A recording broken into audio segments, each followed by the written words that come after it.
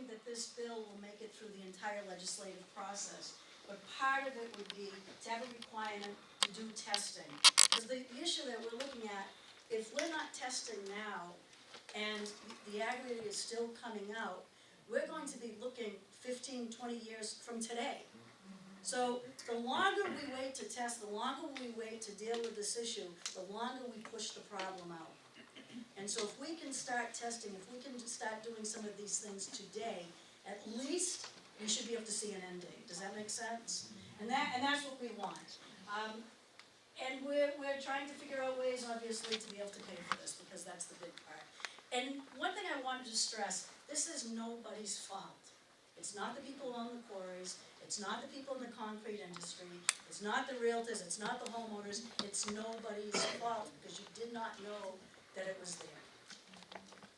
And one of the issues that has come up, and especially with this legislation, was homeowners insurance, because your homeowner's insurance will not cover it. Homeowner's insurance will cover if you have a sudden collapse. Something that takes 15, 20 years is not a sudden collapse. And that's a real problem in Massachusetts as well. And so we're trying to make some changes. One positive on that end, I worked with the Division of Insurance, again with the help of Representative Ferguson. And on the state level, they have contacted anyone that deals with homeowners insurance and has said, if someone has the presence of paratype, you cannot cancel their insurance and you cannot refuse to renew it. So at least we have something in now so that people aren't losing their home insurance if they come forward with testing. So that's just a very brief sort of overview that we had. I'm going to ask my friend to come back up and to introduce the first presenter. Sure. So thank you. And at the end, we'll have opportunity. We're trying to go through the presentation. We have two homeowners that are going to present to you, and then we'll open it up for questions, okay? Okay. Thank you. There we go. As I mentioned earlier, I had gotten a call or an email in December 2020, it seems. And it seems like it was yesterday, from some people that I got to know, Karen and Rick Riani in Holden. And they were the first folks that came forward in Holden to me saying, are you aware of this? And you need to come see our house. And Lizzie was able to get over there fairly quickly on my behalf to go see the house and see when they were lifting the house to deal with the crumbling foundation. And I cannot express enough how badly I feel for what they have been going through and for what they have been facing. And just imagine, you know, waking up and finding out that this house that you cherish and that you've spent all your money and your savings on, and you know, you're preparing for another time in your life, and you find out that hundreds of thousands of dollars possibly is going to be needed so that you can repair your house, even if you want to sell it down the road, obviously, you know, not even if you were going to move out at that time. And I thank them for sharing their story with you here tonight. They have testified before the committee regarding the bill and the need to get the bill done. They have worked closely with Michelle on issues and getting the word out and trying to educate people. They've been to select board meetings asking for support and saying, you need to educate yourself about this because it's coming and it's here now. And so without further ado, I'd like to have Karen Riani come on up from Holden, and I think Rick is going to push the button, I guess, right, on the photos? It's all good. So thank you so much.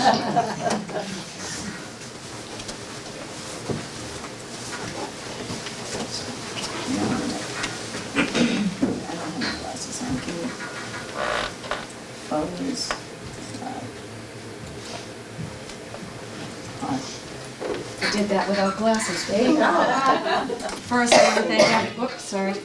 There we go. There we go. Good. Yeah. First, I want to thank everyone for coming. It's such nice to see so many people. And a special thank you to Senator Goldie and Representative Ferguson for planning this event and asking me to share our story.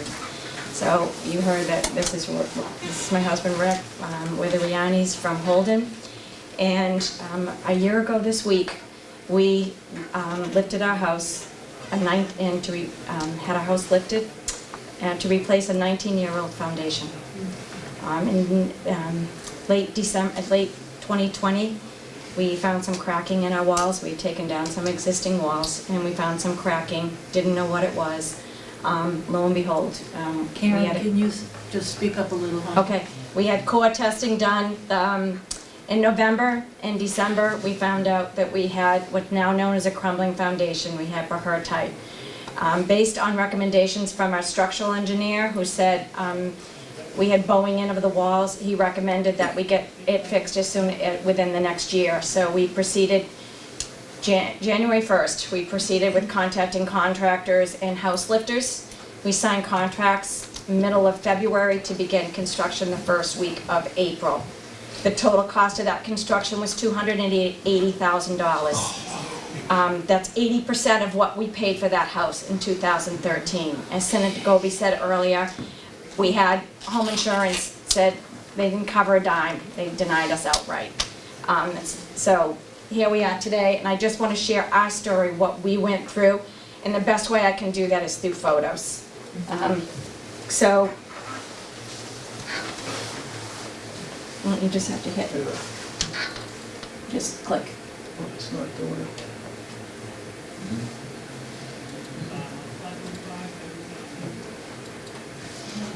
Hold on. Yeah. Should be just quick. So in the beginning, the end of February, we had a container. Everything has to get moved out of your basement. It's gonna be destroyed. So we moved everything out of the container and just, yeah, let me see. And we tried to keep some costs down and try to do some things ourselves. So we took out, this is our patio, we took that up. You can see the backyard fence. We took that down. Not an easy endeavor to do with the ground frozen in the middle of winter.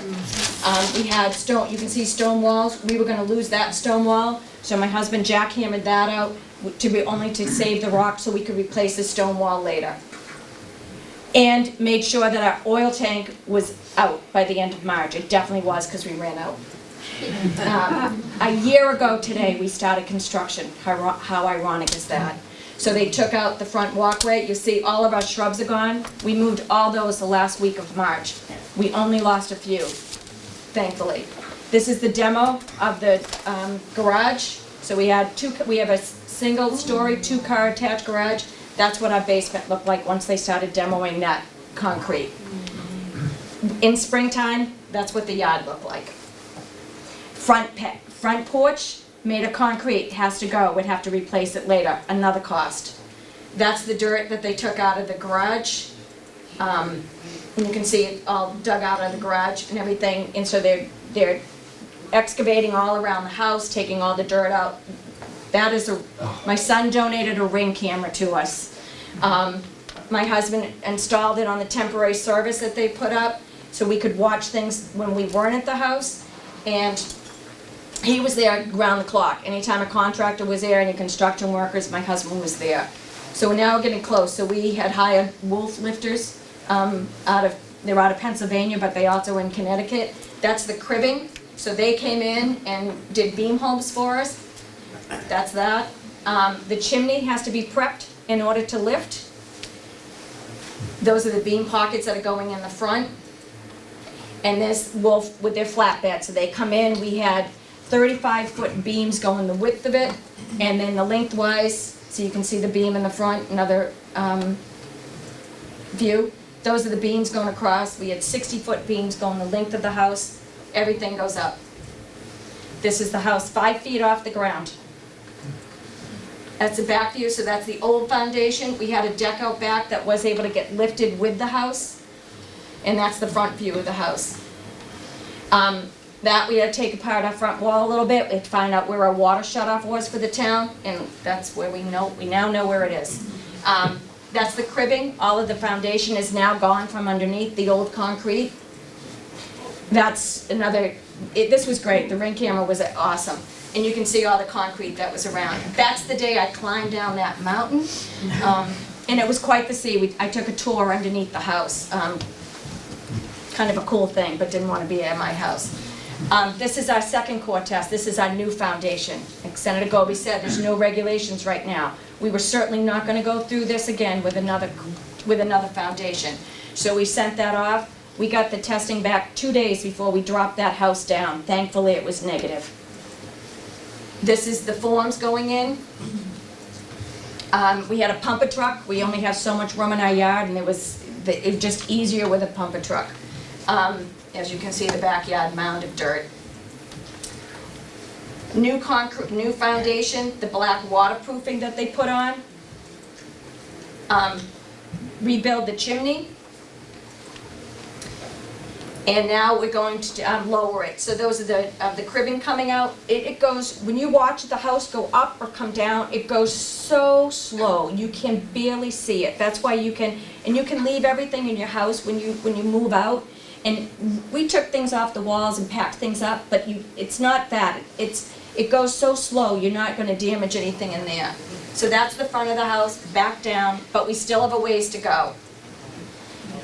All the gravel has to get put in before they pour the floor for the basement and in the garage.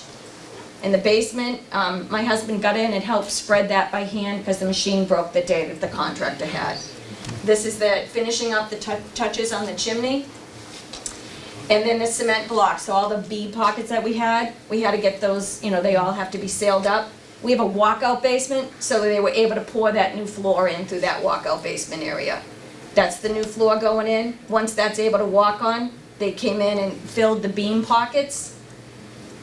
And then now, those are all the beam pockets going down. They're darker gray because they haven't been dried out yet. And then the front porch, they had to build a new front porch. The floor in the garage done, we're getting closer. So now we could go back into the basement, but all your utilities have to go back in, your plumbing, your electrical, your hot water heater, everything can get put back in. And you can see, if everybody remembers the torrential rain we had last year, so a lot of our beam pockets were leaking, so the contractor was right there, filled those. Those rainstorms were helped us here, detrimental for our yard.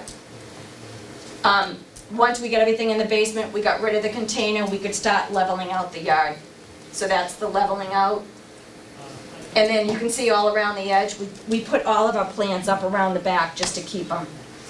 This was the best day. July 27th, we have our occupancy permit, and we have foundation replacement due to the contents of pepper type. This is a stone wall. Thankfully, my husband does great stone work. Fence went back up. We had some friends that helped us. It was a lot of manual work for us too. That's the loom in the front yard. And then we opted to replace our driveway. It was destroyed with the cement trucks and digging all up. So we opted to get it all done at once. And by middle of August, we had a new driveway. We had the new walkway, the old walkway where they had taken out, put it back in. Our steps are in. A little bit later, we do have grass, trying to make it look nice again. And everybody at that point said to us, "You must be so excited you're back in your house." Yes, we were able to do this and go back, but this is what our lawn looked like beforehand. That's my husband's pride and joy. The next pictures are what we have right now. This is this week we took. We have so much work in front of us to get that lawn to where it was, and that's more money out of our pocket. So this has been taken such a toll on us. And, I've met great friends that are going through the same thing. And we are, good.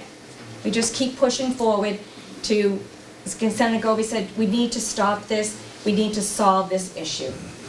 So again, I cannot thank you for filling up this room tonight.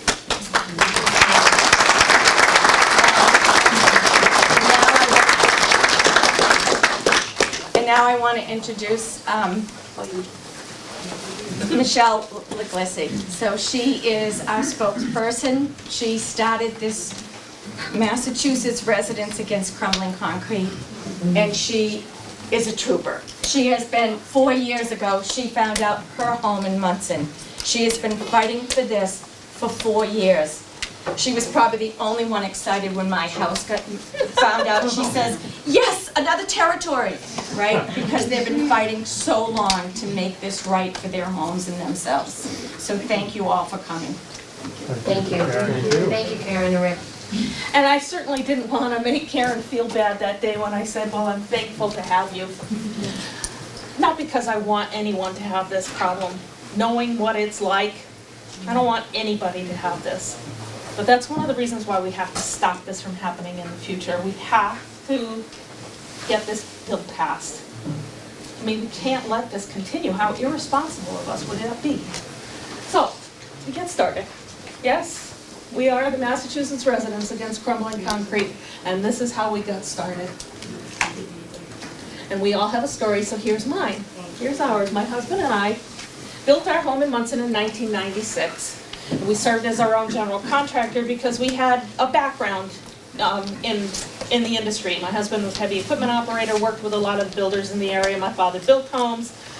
So we had some background. We thought we could handle it. And it did. We hired good contractors, people we knew and trusted. So there is no issue here. I want to be very clear that homeowners do not feel that there's any blame to the foundation contractor, to the concrete company, or to the builder. This is caused by a mineral in the ground that nobody was testing for, and still we don't. That's one of the reasons we have to pass this legislation, so we can stop that. We hired these folks that we trusted, and they did a good job. And if I had to hire them again to build another house for me, I would hire the same people. Our foundation contractor hired J.J. Modis. J.J. Modis is one of the companies from Connecticut, and the company from Connecticut, that was known to pour the foundations there. Munson is a border town. I literally can walk to a house that was lifted. I'm so close to Stafford, where this company was from. All went well. Dug the cellar hole, moved in 4 months later to the day. So things went great. We were all happy. We paid it off early so that we could look forward to a good retirement. You know, we're not well-to-do people, we're hardworking average Americans, and thought if we were responsible, we could enjoy our retirement. Then on December 17th, 2017, my life changed. My husband's life, our dreams for our future. I read an article about a homeowner from Long Meadow. I happened to see this picture and I recognized this person and I said, what's this about? So I started reading it, and it's talking about his foundation and how he could rub his hand on the wall and the concrete would fall off in his hand. And then it said J.J. Modis, Borders Foundation. And I thought I would lose my lunch, and I ran down to the basement and I'm trying to do the same thing and it's not happening. Off to denial I went. Because I was like, oh good, we didn't get that stuff. We got better aggregate and we were all good. So that's why I mention here, but not before going in and out of denial for a few months. So that's what happens. So there I am in the cellar hole, holding the grade stake for my husband while we're digging the cellar hole. And one of the things I want to point out here, see these puddles? We hit a spring. So that day, he's like, get down to the local hardware store, get some pipe, and we started the footing drain right away. So we have a very good footing drain, still runs 26 years later, we're in good shape. There's one of the trucks pouring our foundation. There we are. We are very happy to be going to be homeowners of our brand new home. We had sold our starter home to build this one, and there's our home there. And this here is something else I wanted to mention. In our area, septic tanks are also an issue because J.J. Modis pretty much was the supplier for septic tanks in the area. So far, ours is still good. These are pictures of my foundation. You're going to see a lot of different pictures. Not every foundation is the same. Pyrrhotite, oxygen, water, cement are also affected by the lot and how wet is your lot. So many different factors. Our engineer told us that we're actually fairly lucky that we have the smaller cracks like these because we did that footing drain, we coated the walls, we backfilled with sand because our lot had a lot of clay and it didn't drain real well. So my husband backfilled with sand so it would drain well around the foundation. And we were on a dehumidifier all year, 24/7. And this is a little concerning. If you see something like this, it could be your pier underneath. And that's what's happening to us. The piers and the footings are starting to crumble. So we're a little worried, to say the least. So now what? Now I find out this, what am I gonna do? I looked at our insurance policy, no coverage, so this is where we went. Because that foundation we read about was horrid. Ours is not so bad. And if we figured, well, we must have got different aggregate. Maybe they didn't use that quarry that day, maybe they got into a different vein of material that day, whatever it took. We went in and out of denial a few times until my husband, he's a heavy equipment operator, until he got laid off for the winter. And he lit up our basement like it was 4th of July. And he started mapping and marking all the cracking with sidewalk chalk. And he said, I really do think we have a problem. We better call a structural engineer. So we did. And when he came in and he said, I got good news, bad news. Good news is you're doing all the right things, you're slowing the process down. The bad news is you're gonna have to stay here. You're not gonna be able to sell this house because no bank will finance it. And this is true.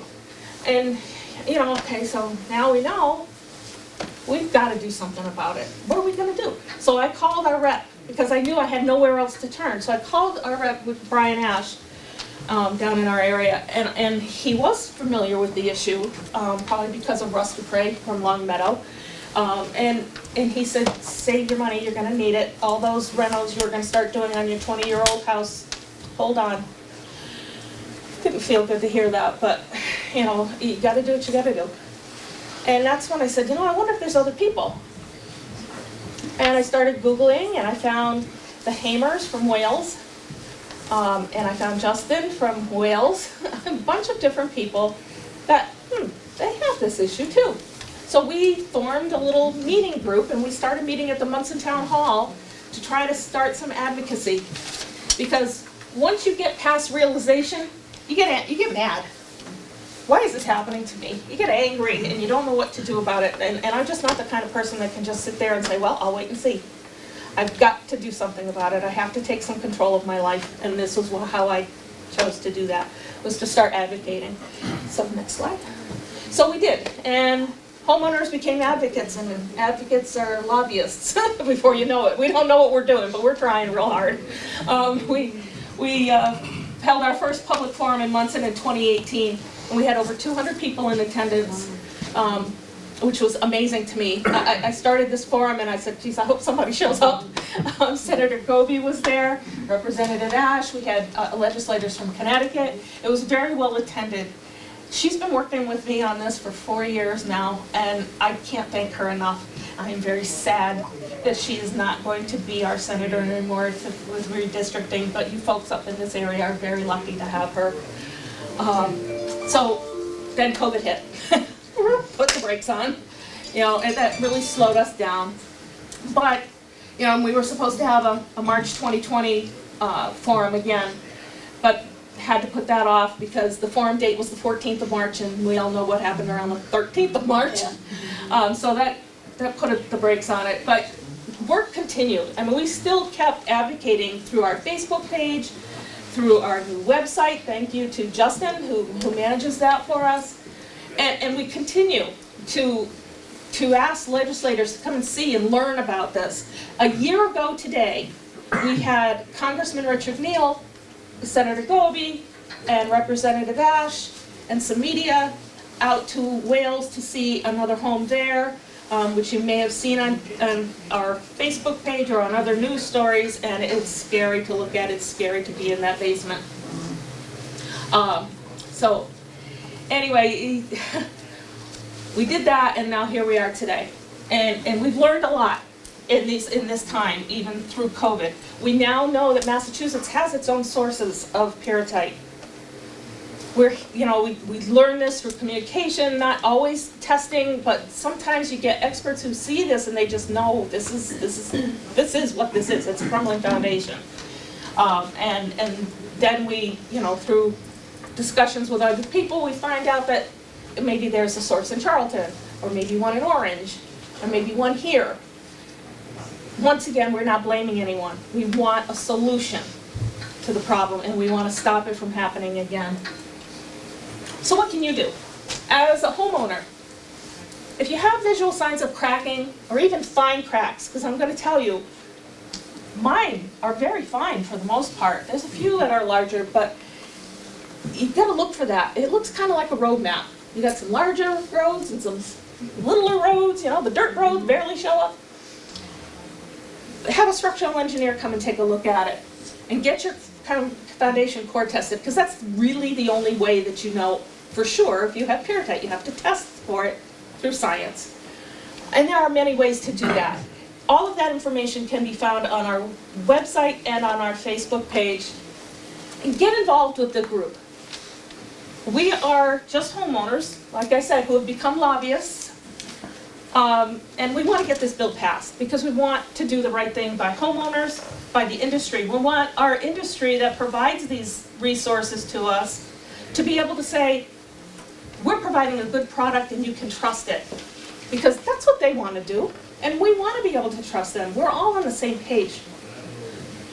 If you're a realtor, and this is a sore spot for me, because I have actually had a realtor say to me, I tell my sellers not to talk about it, not to court test, let me sell your house. She said, I want to sell their house because I have bills to pay. If you're a buyer out there in this market, you don't want that happening. So I am asking realtors, if you are here and hearing me right now, please educate your sellers and buyers. And I don't mean by just signing the disclosure and calling it good. It's thinking you've done your job. Really explain to them what this means, because it's life-changing. I cannot imagine one of my kids who are in their 30s buying a home right now for their family and finding out in a year or two that they have a $500,000 mortgage and a $250,000 bill ahead of them, and they have no way and no equity to access to get the money they need. So please, do the right thing. And we understand that this affects your income, and it's a really tough market out there right now, but please join us and be a part of the solution. And these maps here, as you see, they're important maps. You've got them all around the room now. They show where this mineral can be found. So as you can see, not only is Massachusetts affected, but where it's starting in Canada, it's going to go right up through New England. And it was in Canada. They have it there. There was one town there that's replaced over 3,000 homes. And they've been working at it for over 10 years. So, you know, we got to get started.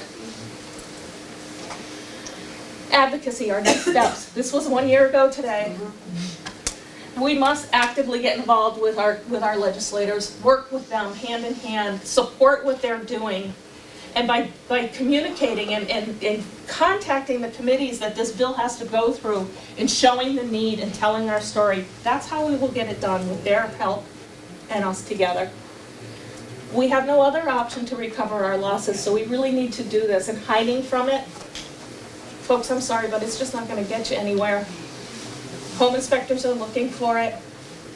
So if you think you can sell, but even, I mean, how could you do that to somebody else? Get in front of it, help us advocate. Each step along the way, we will publicize the next steps for advocacy. Like right now, our Facebook page and our website tell you that the committee that has this bill now is Senate Ways and Means. We will provide you an easy access to send an email and their phone number to follow it up with a phone call, because we're being told that's the way to do it. Follow up with that phone call. We need everyone to make this a priority so that we as a state can face this, manage it, and move on. Thank you. Thank you. Thank you. Thank you very much. And thank you, Michelle, Karen, Rick. I think you can see, especially Michelle, you know, some people are show horses and some people are a workhorse, so we know which one. Not that you're not beautiful, Michelle, but you are a workhorse. There is no question. And I know that there's probably a lot of questions, and I had mentioned before, my friend and a member of the commission that's here tonight for Dauphinese, I'm guessing, Craig, that a lot of questions may be geared more towards you. But please, if we have some questions, yes? My question is for not the last one I talked, the woman before that did her Karen? house over. Karen. Come on up, She go? Karen. She's right Yeah, here. she's right here. Oh, I just want to ask you a question. You were saying that you had your foundation done, then you had to get it retested?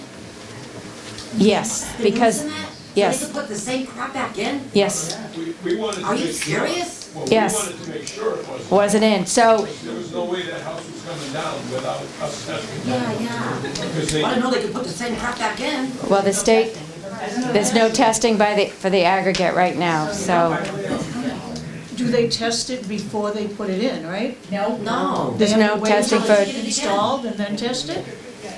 Well, right now, there's, is somebody else? That is do? one, that's one part of the The bill bill. that's pending, that we're asking that there be testing done at the quarry. Craig, do you want to talk about how that's done right now on other type of testing? That would be helpful, I think.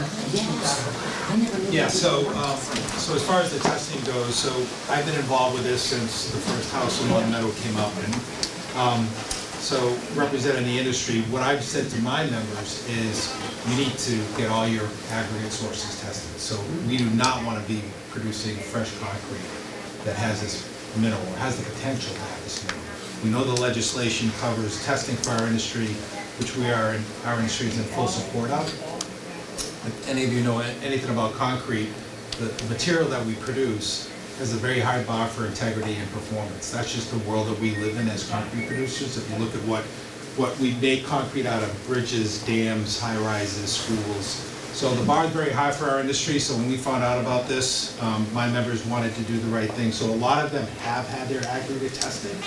Not every producer is a member of our association, but the ones that are, like I said, many of them have already gone out on their own and had their aggregate tested because, again, they don't want to be producing fresh concrete that has the potential to have this in there. I can't say that everyone has. You know, if you look at that map, certain areas, if you look down on the Cape, you know, this doesn't exist at all, so maybe down there they probably haven't done that. And it's usually in a quarry stone, not in a sand and gravel, you know, like a gravel material. It's usually in a quarry with this ledge that they're blasting and crushing from there that has the potential to contain this material. So can you produce a list of all these people that tested it? Because, I mean, that would be helpful to people that you have to worry about. It would. It would. I can certainly circle back with my members and get a more current list and get that to Senator Goby or to Michelle. Sterling wouldn't give it to us. They said they don't test it. That's what they told us. So that's why we spent the extra money and got it tested on the footing before we put the rest of it. Because there's no way I want to go through this ever again. Exactly. I mean, there was a story from a gentleman in Brimfield that went through this years and years ago, and he did it kind of on his own, and he reported his foundation with notice. This goes back. I mean, that was one of the horrific stories that was told at one of the forums probably 3 or 4 years ago. We have Mike, would you want to talk a little bit about your, Mike is one of the homeowners that we were in his home a year ago today, and that was, I have a couple of samples here if anybody wants to look at them. Before Mike goes, can I just ask one clarification question? Hold on. If they test one part of the sample, could it be in another part of the sample? just I asking mean, about a the testing. different area of the quarry, yes. Just asking Craig about the testing. Go ahead, Mike. So, we went last Saturday and they were lifting a condominium in Connecticut, and that's where I got these two samples. It's pretty interesting to watch a building get lifted. One thing I'd like to touch on is the denial thing. When I found out my foundation, I didn't find out, I could tell, I could look at it and you could see it was crumbling. It wasn't denial, it was fear of being thrown out of my house and having my home condemned. And I even remember my wife went to these meetings like this. I said, don't sign in because I don't want our name on a piece of paper. It says we have a bad foundation. But that doesn't really help. Once you do accept that, it's going to happen. If you have small cracks in your foundation, get it tested because the state will reimburse you for that. And it's important to find out if you do or don't. And if you do, it's going to get worse. And you're going to have to deal with it. So try not to avoid the issue by ignoring it. It's good to see everybody here, and I mean everybody. I mean, all the politicians were in my basement, And we didn't take anything. We're fearful for their lives. But you didn't want to be really, there. You were like, "Well, this is not nice down here." Nobody wanted it. We all wanted it. You know, and a TV station keeps coming out and taking, you know, little upgrades and things. And it's not the end of the world. It's a big problem, but we can get through it. I'm sure all of us can together. And thank you for all Absolutely. that are driving the bus to this. Yeah. But, I could stand up here and talk all night, I'm not gonna bother. Don't ignore it, and that's the best thing best advice I can give. Thank you, Mike. And if anybody wants to feel this, this is bad concrete here, and the guy that doing the job said if it's shiny, it's got little sparkles in it, it's bad. He told me that this stuff the peritite can re-harden, and I don't know that to be true, because in my foundation, if I touch this with my tip of my knife, it would disintegrate into dust. This doesn't do that. He said it's just re-hardened. So I don't know all the facts about it, but you can see how, throughout the middle of the concrete, if those are all bad and they're all gonna expand, then the foundation is basically gonna rise up and then implode, basically. So, good luck, everybody. I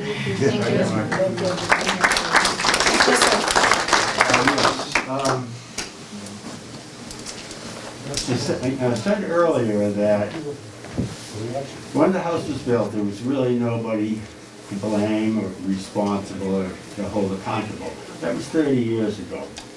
Okay, we have nowadays home inspectors who are usually not civil engineers, nor are they structural engineers. And if they happen to notice spider cracks, probably wouldn't bring any red flags to the home inspector. Then the home inspector would probably say, oh, it's good to go. And the bank gives people the money people buy the home, and the home has peritite in it. Is the home inspector liable for not disclosing the spider cracks? Well, as I mentioned, I think it's, we're not blaming anyone. We're not blaming the home inspectors. There's not really a duty, as far as I know, for the home inspectors. They may not realize what it is, But they're home inspectors. They are home inspectors. I know that we have a, I don't want to put you on the spot, on the building inspector, but did you want to kind of comment? You don't have enough? Concrete's been around since the Egyptians. Right. It's an excellent building material. There's never been a mechanism to test it prior to construction. So this caught all of us by surprise. And as she says, there is no blame to be placed. It's a lousy thing, but it happened. But now the thing is to move forward and to keep talking about it, because look at the map. Right. This is going to be a huge problem for us. Just 1 second. Yes, sir? Yes. Question, can I ask a question on the bill itself? Sure. What was the reason behind trying to shift money from insurance companies and moving it to the state to control, as opposed to having the legislature require insurance companies to deal with this?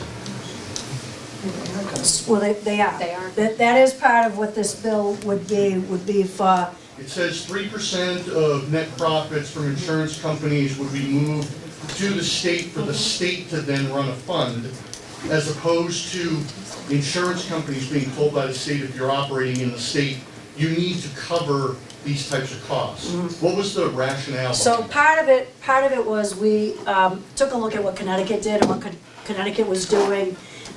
They formed what was called the Captive Insurance Agency. And part of it, they set up this captive insurance, and they have someone in charge of it. So people come to them and say, look, my house has a crumbling foundation. They put the paperwork into them, and so it has someone that kind of goes through it. So we thought that was a good way to do it here in Massachusetts as well, to set up another entity. Exactly. Yeah. I agree with a lot of what you're trying to accomplish in making sure that good things happen. Right. I'm just not a great fan of creating another state agency to oversee more money that... Yeah, so one of the things that we've actually looked into is to see if there was a way to actually use Connecticut. The Connecticut folks have come forward and said, we're already up and running. Is there a way that we can do that to partner Massachusetts and Connecticut? So everything is still, nothing's set yet. Everything is on the table, because it's still going through the process. Right. We just wanna find a way so that people aren't gonna go bankrupt and can keep their Right. homes. My only input is that I got it. the funding mechanism is independent of the need. Because you're now saying that 3% of net profits of insurance companies in the state of Massachusetts kick into a fund Right. without knowing what you're drawing from it. And now the state owns 3% of a large multi-billion-dollar corporation's profits to use and to maintain and to grow interest in whatever. And it's a pot of money that is really, It would have to be specific for this Well, it would purpose. be, well, right. I mean, it And would we be also don't specific know to how this. many we're dealing with. It could be, it's So- going We to don't be a know. lot. Right. Can I touch on it for a second? Sure. Didn't Connecticut try that? I want to say that it tried and failed in Connecticut. They had trouble, and I They mean, have a $12 insurance But didn't rider. they try, I believe that one of the reasons we're trying to mimic, I guess, Connecticut, and I'm not 100% sure, and I think they tried that road. I believe they tried that road. Having the insurance companies cover it. Yes. Yeah, and it went all the way up to the And it Supreme went Court to in Supreme, Connecticut. and then it failed.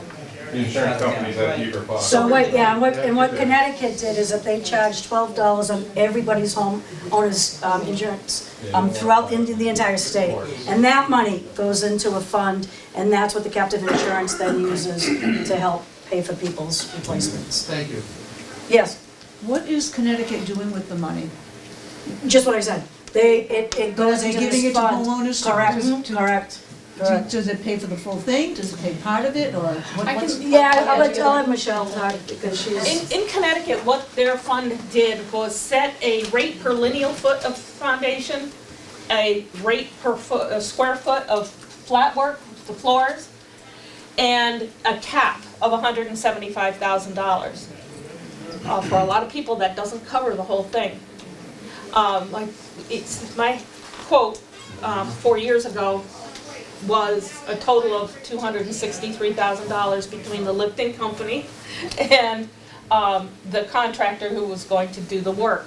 We got that quote specifically so we could file for tax abatement, because I felt, once again, that I had to do something that would have our town say to our state, you gotta help us, we're starting to lose tax revenue. It's a political pressure, you gotta use what you got, right?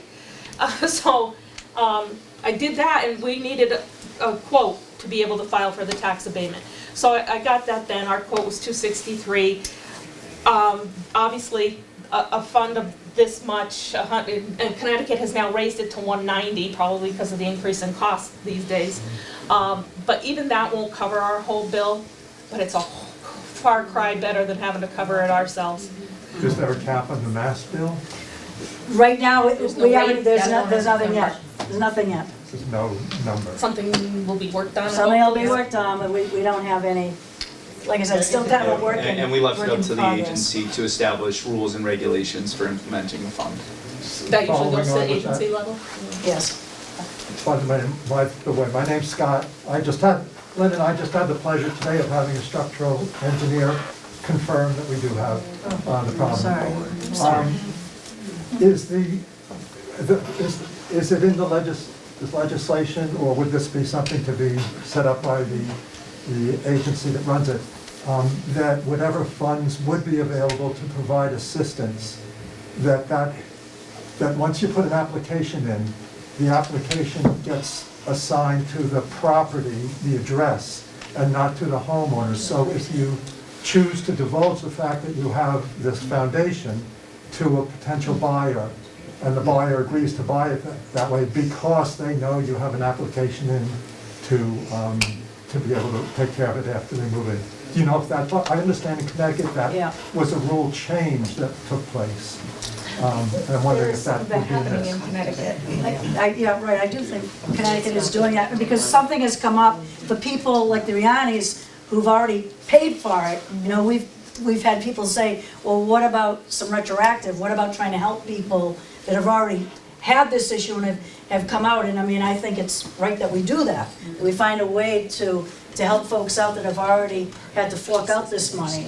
So I know that doesn't totally answer your question.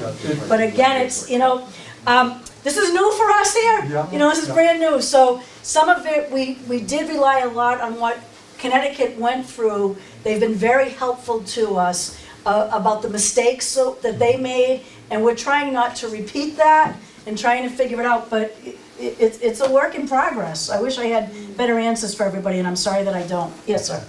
And then we'll get right back to it. Yes, Thank you. Thanks for all your help, Senator. My name's Ernie Gagnon, live in East Long Meadow. We have this problem also. We've been working with Michelle and the group, and hats off to Michelle again. But the question is it's a moving target in terms of the sum needed, because this is prevalent and it's going to become more prevalent. So the percentage standpoint, the 3% or the $13 per homeowner, how is that going to be addressed as this becomes more, you know? Right down to the That's, minute. yeah, no, it's a very good question. I mean, that's why, you know, we're starting out with something. And until we really know how large this problem is, that's one of the reasons that we want to get, testing needs to get started. We need to test at the quarry level, we need to start the testing, so as I mentioned, so at least we know an end date, so that we don't keep pushing this out further and further, because all we're going to do is create more issues. I mean, in Connecticut, in Tallinn, they had to take down a school. A school. It goes beyond homes. It sure does go beyond homes. Mass highways, bridges, Well- all the big structures. Yeah. All the structures that use concrete to build those. I mean, think about that. Have you gotten those companies involved at all, or had any word with? Well, we, just to give you an example, about 2 months ago, when there was a piece of concrete that fell off the I-93 bridge, I sent a letter with my co-chair of the commission, Brian Ash, to DOT, and we CC'd the governor. And we said, we know that you tested the bridge, did you test the concrete? And we sent them a copy of the report. We've heard nothing back, that was 2 months ago. Can you also give us the website and the? I'm sorry? The website and the Facebook page? The website, if anybody wants that, it's in the Everything's on pamphlet. here. Grab one of the pamphlets over here at the table. Lizzie will bring some of these around just in case. Yeah, I know we've got a lot of questions. Yes, sir. Another problem, and I haven't heard anybody talk about it yet, that concrete runs into is called effervescence. And it's identifiable by a milky white, powdery substance. It almost looks like cotton candy, and it creates falling. Is there someone in this room that's a professional that could explain effervescence to the audience? Excuse me. Greg, I'm sorry, I guess it's you. Before I get into that, just this woman's comment about, you know, Mass DOT and bridges. So J.J. Lotus, which was a Connecticut firm in Stafford Springs, where this all started, is they owned a quarry which they were mining in. Are you a little louder? So, yeah, sorry. And so to my knowledge, J.J. Lotus did not do, I know they didn't do any Mass DOT work. I don't believe they did any Connecticut DOT work. I know they did some college work in Connecticut down to like UConn, but I don't know of any Connecticut DOT work that they did. I could be wrong about that, but I know there was no Mass DOT. As far as Mass DOT goes, there's been, I talk to Mass DOT 3 times a week. I've heard nothing about any structure failure that would be related to pyrrhotite in any MassDOT work. Do they test? Hopefully that's going to All the continue. crumbling bridges that they're working on right now? Yeah.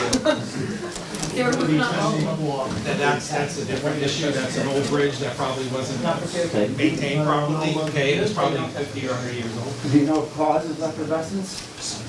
I actually don't. It's a calcification of the lime in the cement paste. But it's very different. You know, you mentioned spalling too.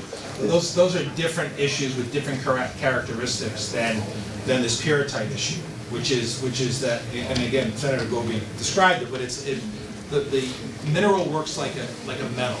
And when metal is exposed to air and water, it rusts. And when it rusts, it expands, okay? This is unique because not only does it rust and expand, because pyrite will do that too, but pyrrhotite will also take that hardened cement paste. There's a chemical reaction that happens between the hardened cement paste and the mineral, and it turns the cement paste into sulfuric acid. So it turns it into a powder. And that's why you see it dismantling itself, you know, from internally out. It's not just expanding and cracking, it's actually crumbling. You know, and the only good thing about this thing is it takes a long time. If there's, you know, one good thing, and there's really nothing about this, it's a slow-moving process in most cases, decades. Yes, sir. With the cost that you mentioned so far, does it include, I mean, do people stay in the house, or do they have to relocate during construction? She wants to talk about it. There's a couple of different options from what I have learned over the last 4 years. The option my husband and I will take, will require us to move out, because they're going to take all the utilities out of our basement. There's gonna be no septic, no electricity, no heat, no water, okay? And then, you know, they put that all back after the new foundation's put in. There is a family in Sturbridge that this year replaced their foundation with composite walls, and they did not have to move out. And I talked to someone just last week who is going to be starting their project in Stafford, Connecticut, and they're doing concrete, but they're not having to move out. They're going to be doing it in sections at a time, from what I understand. So there are different options, and everybody has to pick what's right for them. You know, because sometimes it's hard to find some place to live for 2 or 3 months. This particular family in Sturbridge had 4 dogs. They didn't know where they were gonna go. So they decided to go with the composite walls, and it's like a fiberglass product. They've been building houses, I guess, out in Wisconsin with this for about 12, 15 years now. And Michelle, just real quick, my contractor's actually here, this is gonna be doing my home right here. Oh, your H-Con's here. If anybody, he's done multiple homes in Connecticut. Okay. If anybody has any questions about the process, if they wanted to talk to him afterwards, he does both the full replacements as well as the fiberglass. Very good. So if there's any questions about fiberglass, because it is fairly new. Yes. He would definitely be a good resource for anybody that wanted to talk to him about that. Who was that? Where can we get that name, number? Nick, right here. One thing I will say, He doesn't want to solicit, he's not here. No, I know to that. solicit business. He's here as a resource and to learn. No, So if and anybody wants to talk to him after, he'd be more yeah, than willing to. and fortunately, there are people that do a good job and definitely on the up and up. I can tell you that when we started talking about this, we've had people that are trying to do scams. We had people that were calling homeowners saying that they had talked to my office and saying, so just please be careful, you know, buyer beware, I guess. Unfortunately, it's sad. As you know, sometimes when there's a problem, there are people that will be like vultures on that, which is unfortunate. Karen, can I just ask you and Rick just really quickly what your experience was with the move out, the moving back, the whole... So we were lucky enough that we had a friend that took us in with our 2 dogs, and we're still friends with her. We were out for 4 months, that's a long time. Imagine that. And I work from home, so, I mean, he was gone all day, and she worked outside the home, so it was me and the dogs there, but 4 months is a long time. I know in Connecticut, they have houses that get rented specifically for this. Yeah. So, you know, you have an option. We weren't can't stay in the house. Well, someone did ask when it was up in the air, are you living in that? So that Sorry, I have to have a little humor on that. So that cost was in addition to the $280,000? She did not charge us. Well, I mean, if You were, yes, that's an additional cost, yes, and that's some people that, you know, we had a really, I wanted to retire, you know, but then COVID hit and now this, and now I'm not gonna retire. But some people don't have the means to do that. We had a very small mortgage left. That's why we had enough money in our home equity, right? So other people, they have a full mortgage, and then you're gonna go rent someplace? Who has an extra, I mean, it's just, so everybody has to do what they need to do to, you know, that's why some people are opting to do the fiberglass. You know, and, you know, some people are opting to do that. So you have to do what's good for yourself. Other people, I've seen people in Connecticut that have bought a trailer, and then they sold it afterwards, and they lived in it. If you have people that have 2 or 3 acres of land, plop a trailer on it, and then you can sell it after or rent the trailer. So there's all different options on what you can do, but it all boils down to, do you have the funds to do it? Just remember, if you're living in the house, even if they're doing the fiberglass, they have to jackhammer, and it's noisy and dusty and. Yeah. I mean, Disruptive. That was one of the options we looked at too, and I just, you know, that's. One of the other goals I have for our group, once we get a program started, I'm gonna be confident, and we are going to do this at some point, right? It's gonna get done. That we will do what the Connecticut homeowners group down there did as well. They set up another Facebook page, and we could probably send up another link on our website for resources of where to stay. People who might have a temporary rental or a Airbnb, a trailer they can rent you, so many different options I've seen show up on that page. And we'll try to do something similar to that when we are ready. Thank you. I just wanted to add a comment. Yes. On top of all the work for the house, I'm friends with the Rianis, did not know that it was their house. And I used to drive by and stop and admire the landscape. It was absolutely gorgeous. Always looked to hope that somebody would come out, didn't want to go ring the doorbell, and tell them, I love this house, it's gorgeous, the landscape. Well, that's all gone. And now it's all mud. So when Karen mentioned that it's her husband's pride and joy, she was serious. So you've got that cost on top of it. So did you have a question? I'm all set. All set, okay. Yes. How many homes in Massachusetts right now are, that you know of, are suspected? We, do you want to try? I mean, we originally, go ahead. So as part of the commission Yeah. that I worked on with Ann and Michelle and many others, that was one of the goals of the commission, Yeah. to try and get our arms around it, because we needed to know what the impact was, right? So, prior to becoming director of our state association, I was in the concrete industry for 30 years. So I worked at a company, for the most part, out in Wilbraham, Mass, called Construction Service. My family owned. So I grew up in the industry, spent my life. And then I got sick of chasing drivers and trucks and people, and so I took this job. But, so I worked in that market my whole life, and Modus used to come to Massachusetts. He had Massachusetts customers. He had market share there, mostly residential, a lot of house foundations, flat roof. So when we started talking about on the commission, I had a pretty good idea of the market share that they had based on the customers, the customer base that they had and how much work those customers did. So we came up with a number of about 1,500 to 2,000 homes between that 1983 and 2015 when the quarry closed. It was close to supplying stone to ready-mix concrete.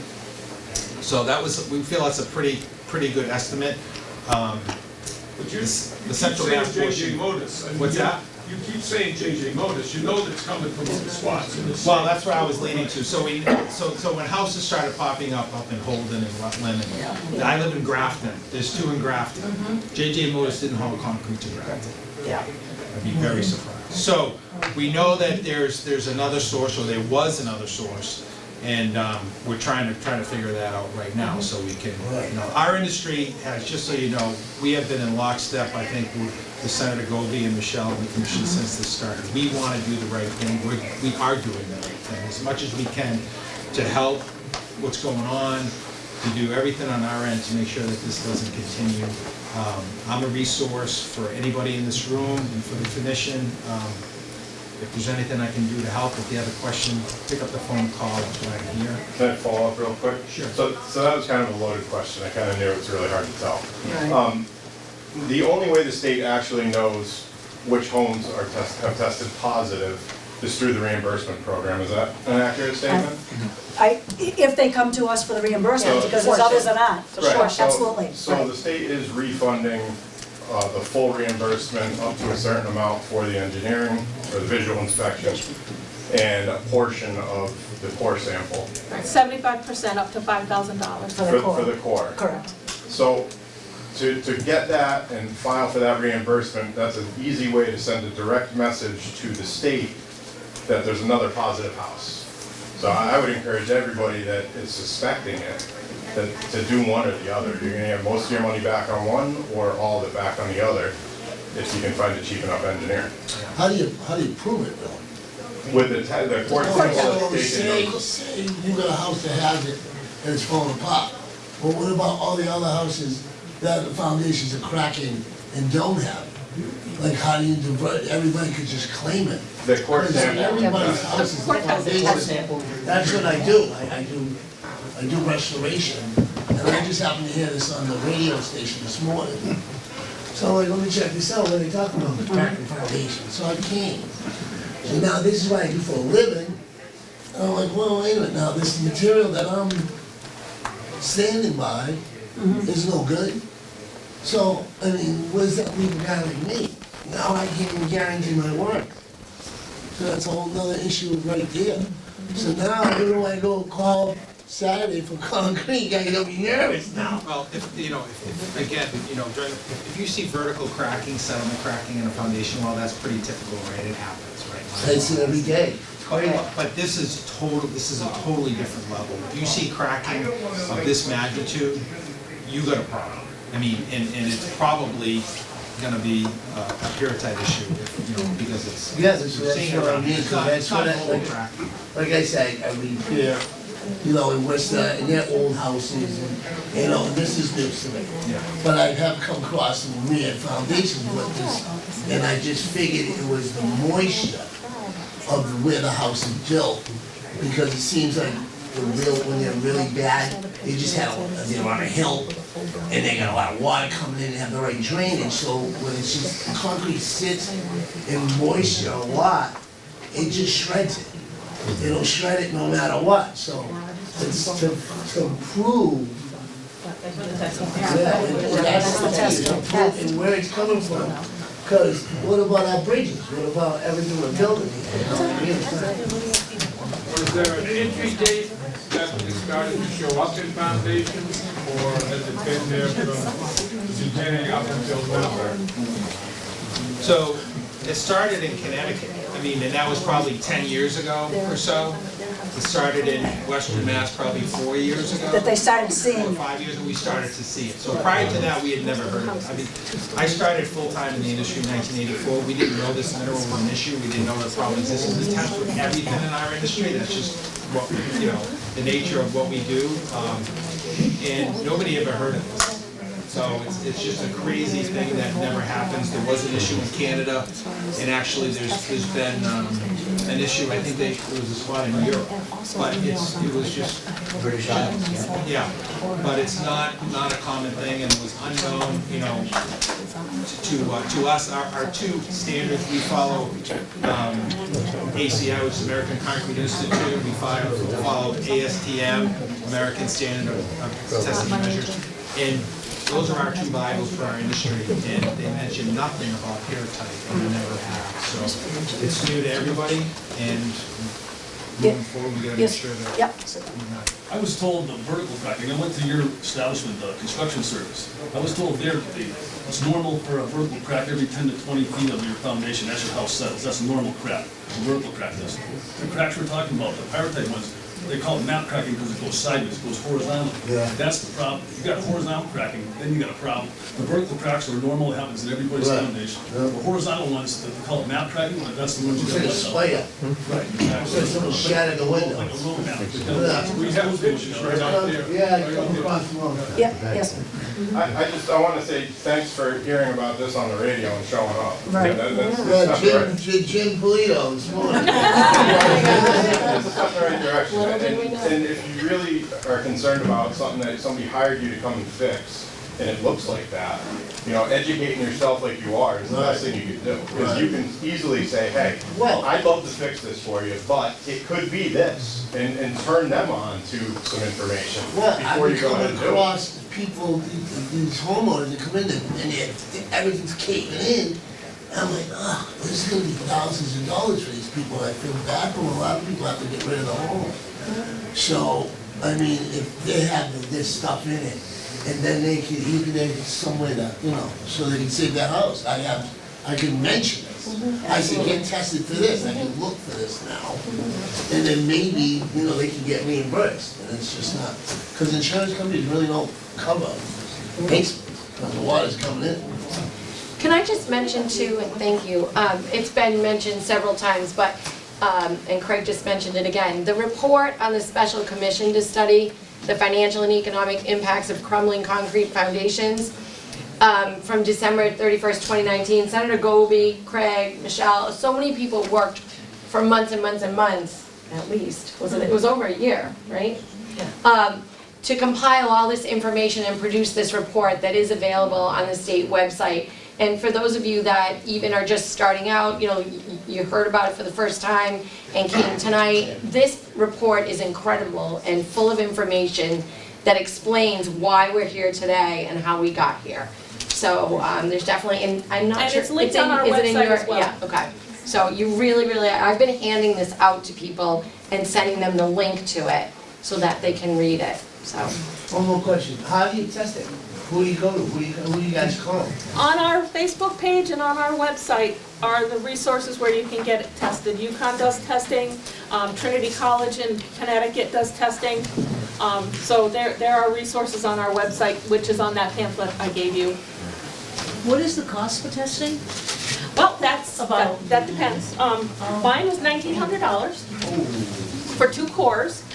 But remember, 75% of that was reimbursed. Reimbursed by the state. Through the program that Senator Goby and Representative Ferguson and others set up. And I will say it's an easy process. Don't feel like asking for this reimbursement is gonna be like jumping through all kinds of hoops. I did it. It's a very streamlined process. It's online, you Yes. fill everything out online, and they're pretty good about turning over the reimbursement once they check everything out. Absolutely. Yeah, and if you have any issues, we're happy to help you too. Absolutely. Yes, sir. Question for, is it Keith? Craig? Craig? Craig, we have one more. Craig, do they have additives that they can add to the concrete to strengthen it? Years ago, I worked for a company as a mechanical engineer. My job was to go to Canada and look at what they call polymer concrete. If you go through the Callahan Tunnel, all those barriers are made from that, okay? We did that to eliminate steel foundations or steel forms for machine bases, only because you get charged for a base while it's sitting there. Raw materials, you don't get charged for it. You can mix today, you got a base this afternoon, and it doesn't move like steel does. As it heats up, it moves, it contracts. They had additives back then for that. Do you know of anything about that? I need more information about what you're talking about, but concrete technology has just come leaps and bounds over the last 40, 50 years. I mean, the stuff that we can do with concrete, we can make, you know, most house foundations are 3,000 PSI, right? We can make 25,000 PSI concrete today. We can make it super strong. We can make it impermeable. You know, there's a lot of things that we can do and that we do every day, depending on the specification and the job. There's a job in Boston right now. It's like 16,000 PSI concrete, you know.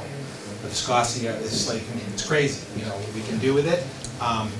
But I don't know if there's anything that we could have done with the nature of Peartite to stop that stone from expanding and destroying the concrete.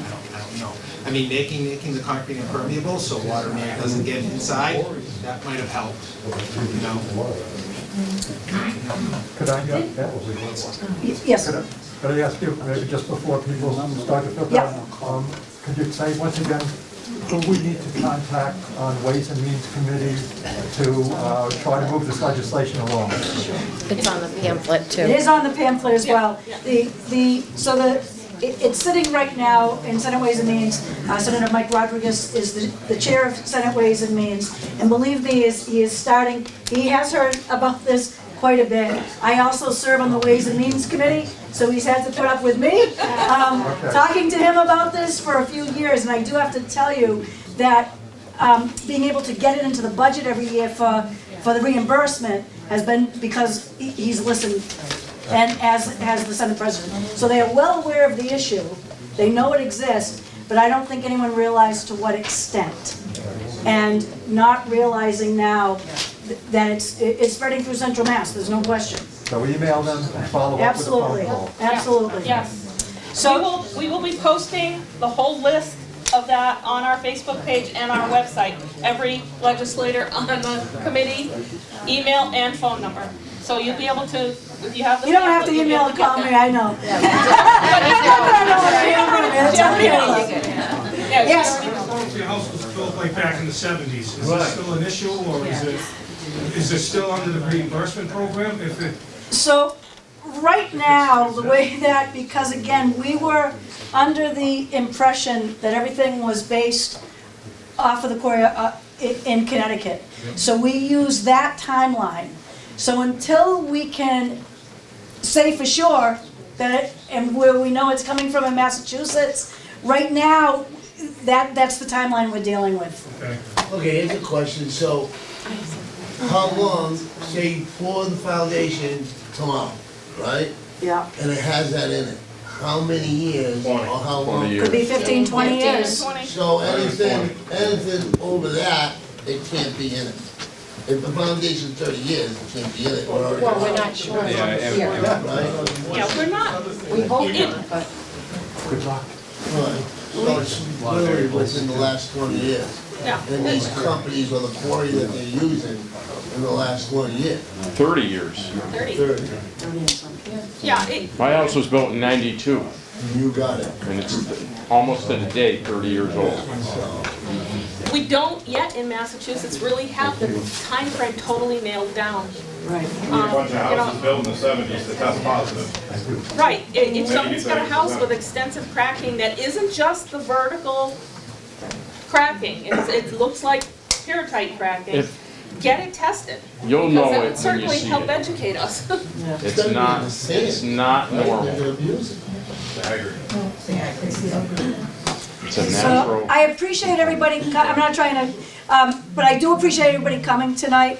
I hope it was at least somewhat educational, hopefully not too scary for people, but you know, we can't turn away from a problem that we know that exists. You know, we're here to try to figure out ways to help, and we need your help to make sure that people, other legislators, hear about this and know about it.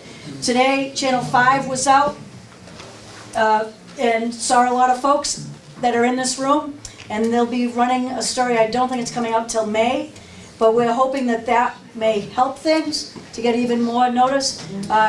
Channel 25 has done a few stories on it, and so we're just going to continue, and The thank you. Landmark, and the Landmark has has been great. done a feature They with did a whole, several articles. And I appreciate Ken, I WWLD, appreciate Channel that. 22. Yeah, 22. Yep. So it's starting to get some notice, but we really need more. We need people to realize it's a real thing. Yep. It's a real thing that has to be dealt with. We can't bury our head in the sand. It's not gonna go away. It's not gonna go away. Michelle, didn't the state senator from Connecticut say that it's in, across the country? Well, Because Washington is well aware. if all you do is Google US geological map, and you, on my PowerPoint, it was on there, you will see across the country the areas that are filled in red and pink, and a bunch of black You dots. can see the East Coast, when you can look see down the it's East like Coast. almost the whole East Coast. You know, so it isn't going to be just us. My son had, at his work, had audit of what their process is. And one of the auditors comes from Minnesota, and he said they have this problem out there. And I looked on the map, and sure enough, it was colored in. So it's not unique to us. Is that gonna be a mandatory test for these quarries to be? It's rare. That's right. That's part of the legislation if it gets passed, correct. Right, which is why we want everybody to advocate for the passage of this bill. So thank you very much. Appreciate it. Thank you, everyone. Thank you.